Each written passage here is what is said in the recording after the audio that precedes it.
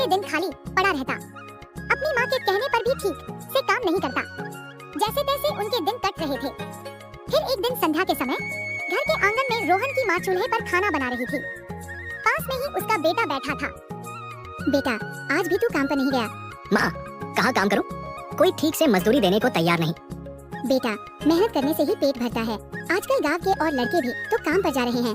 माँ, मैं भी तो गया था, लेकिन वहाँ मालिक ने कहा तेरे जैसे बहुत मिलते हैं जो आधे पैसों में काम करने को तैयार है।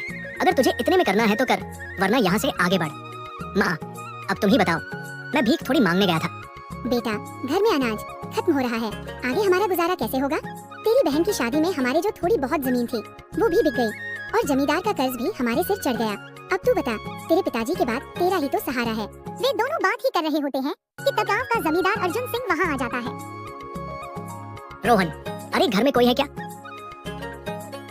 जमींदार की आवाज सुनकर रोहन और उसकी माँ बाहर आते हैं। जी जमींदार जी, बताइए। अरे तुम्हें नहीं पता मैं यहाँ क्यों आया हूँ? देखो रोहन, तुम्हारी बहन की शादी को काफी समय बीत चुका है, लेकिन आज तक तुमने मेरा कर्ज नहीं चुकाया। आखिर कब मेरा कर्ज चुकाओगे? जमींदार जी, आपको तो पता ही है कि रोहन के पिता के जाने के बाद हमारा कोई सहारा नहीं बचा, पर आप चिंता मत कीजिए, मेरा बेटा बड़ा हो गया है, अब हम आपका सारा कर्ज चुका देंगे। इसके बाद जमींदार उनसे कहता है, जो भी हो जल्दी करना, वरना मैं इस घर पर कब्जा करके तुम्हें यहाँ से बाहर निकाल दूंगा। ठीक है जमींदार जी, हम जल्दी ही आपका कर्ज चुकाने की कोशिश करेंगे। यह सुनकर रोहन और उसकी माँ चिंता में पड़ जाते हैं।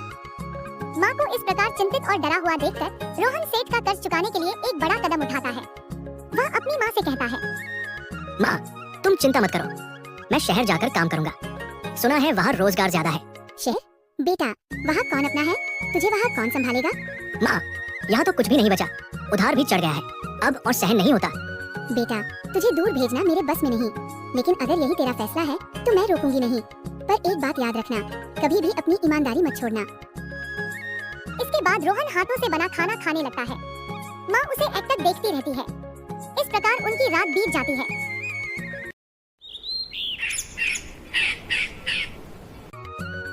अगली सुबह रोहन की माँ अपनी पुरानी गठरी में रोहन के कुछ कपड़े बांध देती है और रोहन से कहती है, बेटा, ये मिठाई रास्ते में खा लेना, खाली पेट सफर करना ठीक नहीं होता। माँ, तुम मेरी चिंता मत करो, बस अब मुझे आशीर्वाद दो। माँ की आंखों में आंसू आ जाते हैं और वह चुपचाप रोहन के सिर पर हाथ रख देती है। रोहन अपनी गठरी उठाकर चल देता है।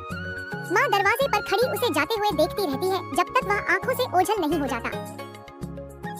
काफी दूर पैदल चलने के बाद रोहन बस स्टैंड पर पहुंचता है। यार, शहर कितना बड़ा होता है और वहाँ के लोग काम करने में कितने तेज होते हैं, पर जो भी हो। उसकी आंखों में एक अजीब सा डर और उत्साह दोनों थे।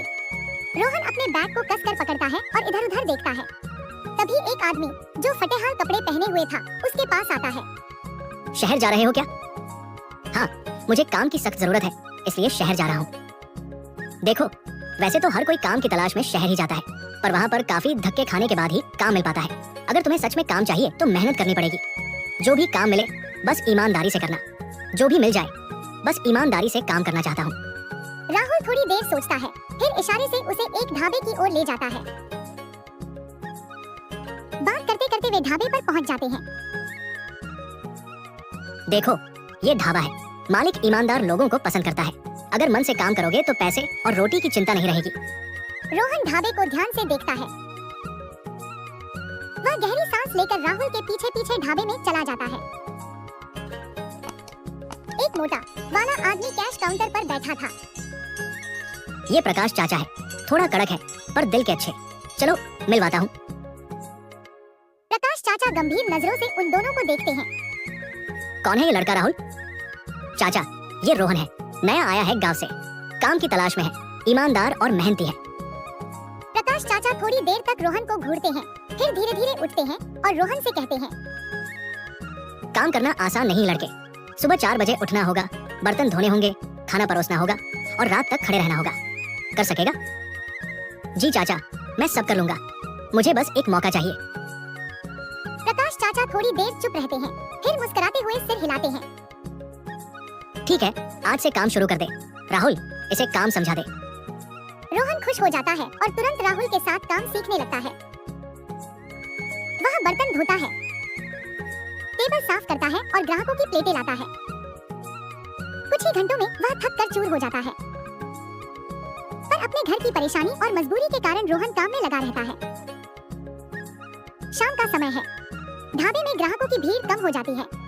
रोहन एक बेंच पर बैठता है और गहरी सांस लेता है। प्रकाश चाचा पास आते हैं और उसे एक गिलास पानी देते हैं। अच्छा काम किया रोहन, आज तुमने अच्छा काम किया। धीरे धीरे आदत पड़ जाएगी। धन्यवाद चाचा, अब से मैं और मेहनत करूंगा। प्रकाश चाचा हल्की मुस्कान के साथ सिर हिलाते हैं। रोहन की आंखों में भविष्य का सपना और माँ का वादा निभाने का संकल्प चमक रहा होता है। उधर रोहन की माँ घर अकेली रहती है और दिन रात बस रोहन के जल्दी घर लौटने का इंतजार करती है। आखिर मेरा बेटा कब वापस आएगा? उसके बिना मेरा बिल्कुल भी मन नहीं लगता। एक बार मेरा बेटा घर वापस आ जाए, फिर मैं उसे कभी बाहर नहीं जाने दूंगी। यही सोच सोच कर वह दिन काट रही थी।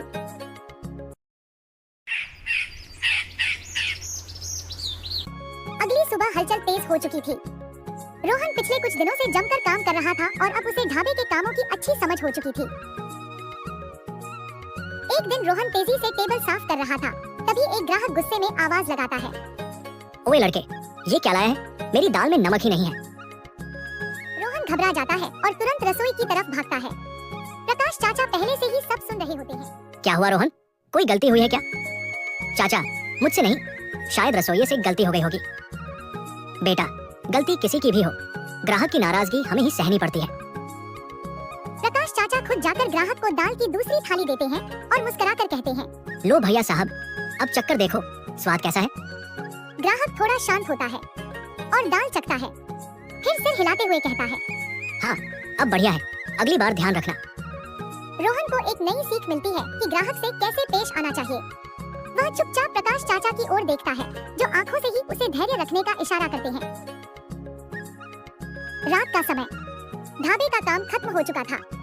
रोहन, राहुल और प्रकाश चाचा ढाबे के बाहर बैठकर आराम कर रहे थे।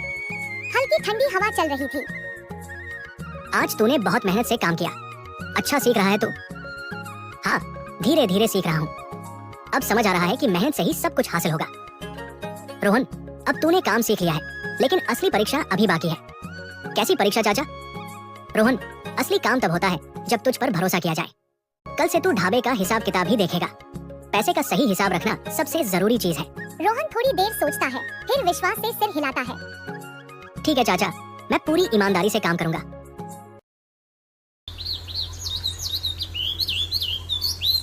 अगले दिन सुबह ढाबे में हमेशा की तरह भीड़ लगी हुई थी।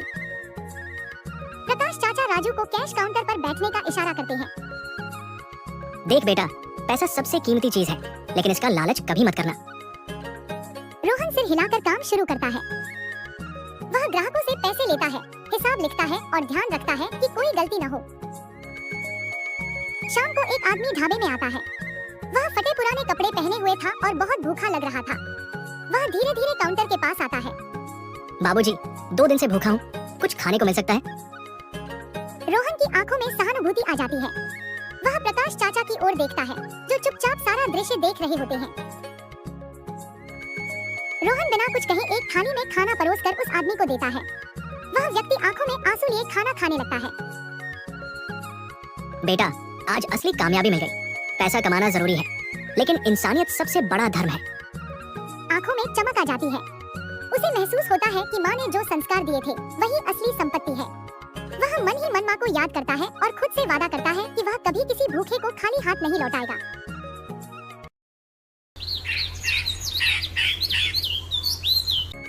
अगले दिन सुबह का समय, ढाबे में हलचल शुरू हो चुकी थी। रोहन अब ढाबे का एक महत्वपूर्ण हिस्सा बन चुका था। वह न केवल ग्राहकों को संभाल रहा था, बल्कि हिसाब किताब भी देख रहा था।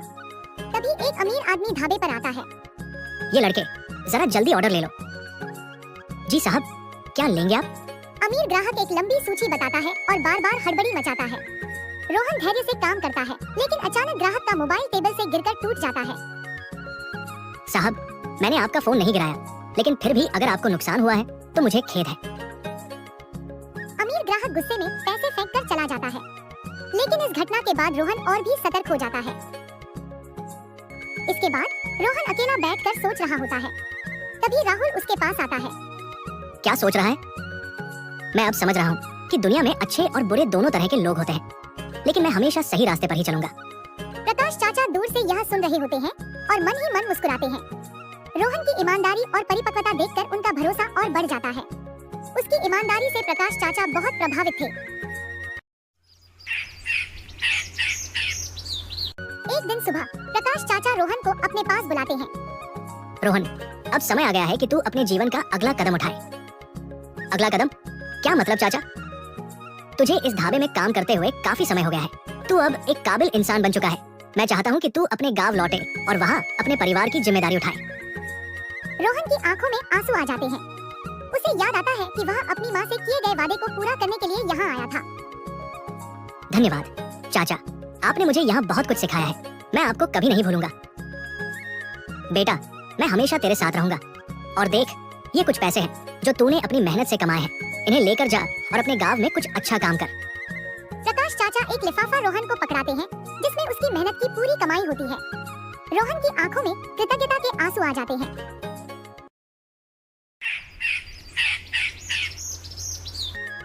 अगले दिन रोहन ढाबे से विदा लेता है। राहुल और बाकी सभी कर्मचारी उसे अलविदा कहते हैं। भाई, कभी हमें भूल मत जाना। इसके बाद रोहन अपने गांव की ओर रवाना होता है। रास्ते में उसकी आंखों में खुशी और गर्व झलक रहा होता है। गांव पहुंचने पर वह अपनी मां को देख, मां की आंखों में आंसू होते हैं, लेकिन यह आंसू खुशी के होते हैं। मेरा बेटा सच में बड़ा हो गया है। हाँ माँ, और अब मैं हमेशा तुम्हारे साथ रहूंगा। इसके बाद रोहन गांव की चौराहे पर एक छोटा सा होटल खोलता है। धीरे धीरे उसका होटल अच्छा चलने लगता है। कुछ ही महीनों में रोहन सारा कर्ज चुका देता है।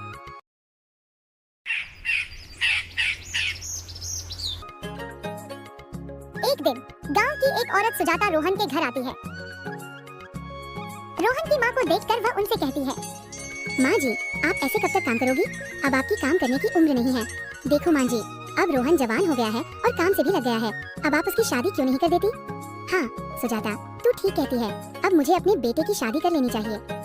इसके बाद सुजाता की सहायता से रोहन की एक अच्छी लड़की से शादी हो जाती है और वे खुशी खुशी अपना जीवन जीने लगते हैं।